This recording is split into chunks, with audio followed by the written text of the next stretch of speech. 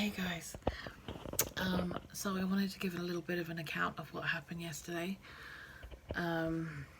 from making the decision to actually go to the hospital to what happened at the hospital and what is going on now.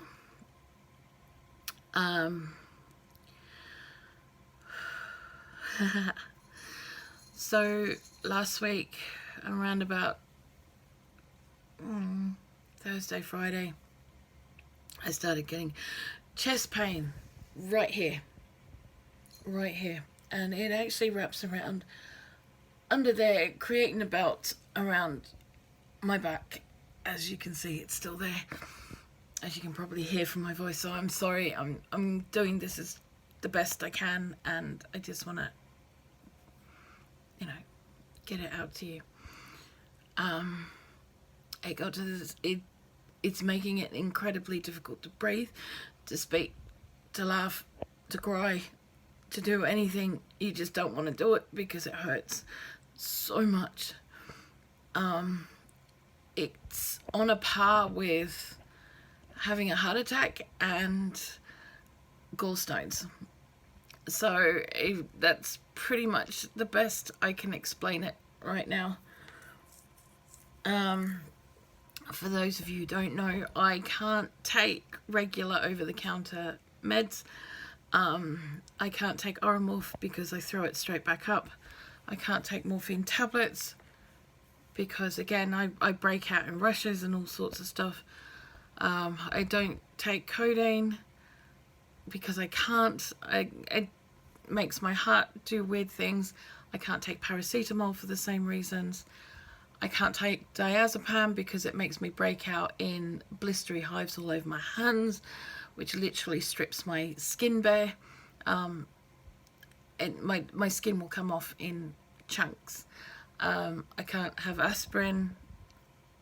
I can drink willow bark tea, but that's a conversation for another time. And all I am left with are, even for the fibro pain that I get during, and I can't have ibuprofen because that shit will kill me, and nearly did. Okay, so, and I'm not even kidding. So, I'm just trying to get out my meds from this little baggie. This is what I take on a normal, regular basis. Well, I try not to, because they are highly addictive. They are opiates. I don't like taking opiates for the reason that they are addictive.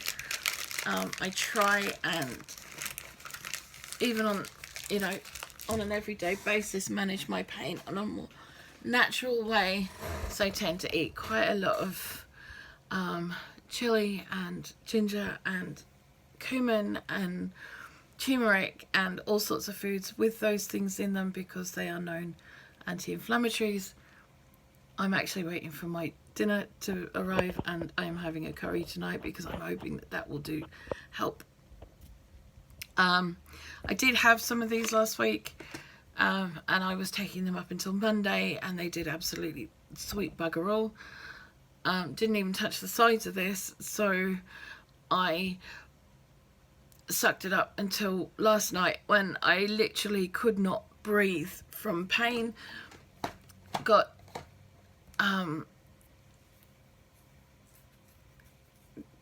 Tani rang 111 and they sent that the ambulance station is around the corner from us. It's just down the road, about 2-3 blocks away, and they had arrived while we were still on the phone to 111. That's how quick they were. They got here really, really fast. And they were fantastic. And shout out to them because, oh my God, you guys are awesome. And, for those of you who don't know, I've been experiencing autistic burnout for the last couple of weeks. I still am. And if I don't trust or I don't feel safe around someone, I can't actually use my words. Pain levels make it also incredibly difficult, and I tend to stutter a lot. I'm trying really hard not to during this, by the way. There's a lot of trying not to do things so that I can get the message across. So they took me straight to the hospital. Now, I am aware that you go in to any hospital in the evening and you've got a bit of a wait happening. It was partly why I didn't want to go in. Apart from the fact that I know that there's so many other people out there that this is a bit of pain, and yes, it's more than I normally handle on a normal everyday basis, but you know, at the end of the day, pain subsides or my ability to cope with it increases, and that's just the way it goes. However, I did end up, like I said, at the hospital yesterday, and we ended up in a waiting corridor. Now, I don't know how many of you know, but the ambulance guys cannot leave you until you are checked in and in a cubicle in A&E. Those poor buggers sat with me for 6 hours last night. There was already 5 people in front of me, and that was just on the trolleys that had been brought in by ambulance. So you had at least, and then there was, but they were more acute case. Behind me there was another fella. So that's 12 ambulance guys that had been made to sit around waiting, and unable to see anybody else because they can't leave us, which I get and what have you. Hang on 2 seconds. Okay, so at the end of, so and then I started asking them questions about, is this a normal thing? And they said, well, yes, this happens pretty much every night, and this isn't even, I mean, yes, it's the start of the winter pressures, but they said that they've had more than that lined up before, and this isn't even including people that are sitting out in the front that have walked themselves in. Okay, this is just ambulance people who have brought people in emergency circumstances. So yeah, and already at 9 o'clock last night, people were being diverted to other hospitals, and ambulance crews were having to be called from places like Leeds and Hull to cope with demand in the rest of North Yorkshire. And people were being diverted to different hospitals like Leeds and Hull because Harrogate was worse than York Hospital, and they just don't even count Scarborough, because they actually have diversions on their hospital for days and sometimes weeks at a time, because they just can't, they're only a small sort of like seaside hospital. But I do know that people were being diverted left, right and centre last night, and also crews were being called in from all over the counties, and apparently that's pretty normal.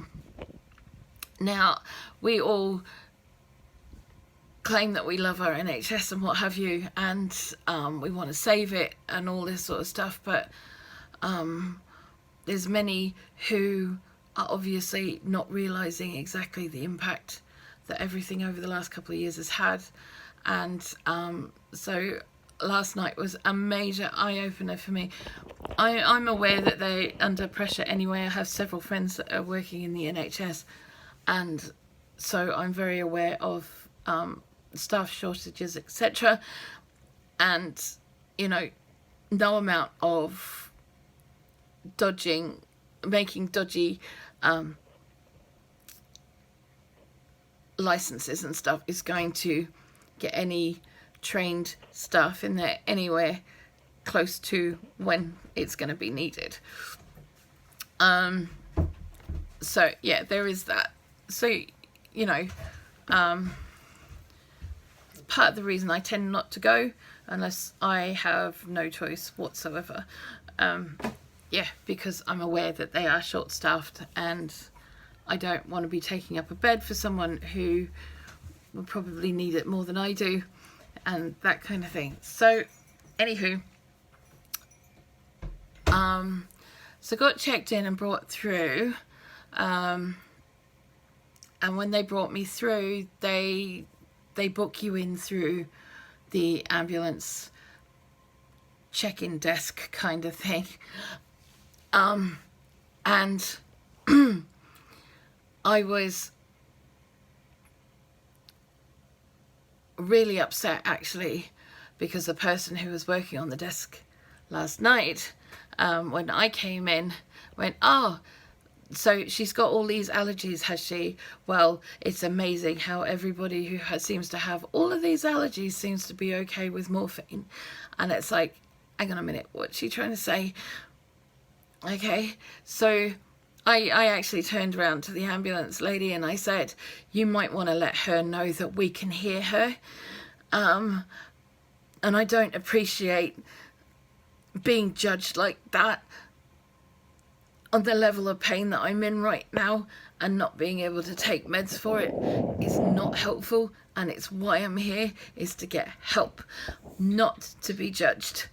So I don't know if she said anything or what have you, but she was quite sympathetic about it. She was not happy either, and you know, but I got moved out of there, and that's when we went off to the corridor. Now what I have found is that when we do go to, and I found this over many hospitals, not just York, but you've got a 50-50 chance of getting a doctor who believes you, and will treat you with the dignity and respect you deserve. I had 2 nurses who refused to come back into cubicle yesterday when they found out that I had Asperger's, and that I was struggling, and I told them why, and they refused to come back in, which was like, oh, thanks for that, twats. You know, it was bad enough that I couldn't take Tanny with me, who normally keeps me nice and calm. It was fine, you were stunned, you were a little gas and air, you were enjoying it. But yeah, as he said, I made a discovery last night that I hadn't known before, that the nitrous oxide gas and air that they can give you actually worked to clear my brain so that I had the ability to actually talk and communicate, because I could concentrate on dealing with the pain levels I was in, and because my mind was clear, and I never knew about that. I never knew that that was a possibility, that that was even a thing, and I did find that it was incredibly useful for that. Did nothing for the pain whatsoever, completely cleared my brain of fog and, you know, monkey chatter, as we call it, and all the other stuff that goes on in your brain. It was completely hushed, and so that I could actually focus on breathing and dealing with the pain that I was in and stuff like that. So yeah,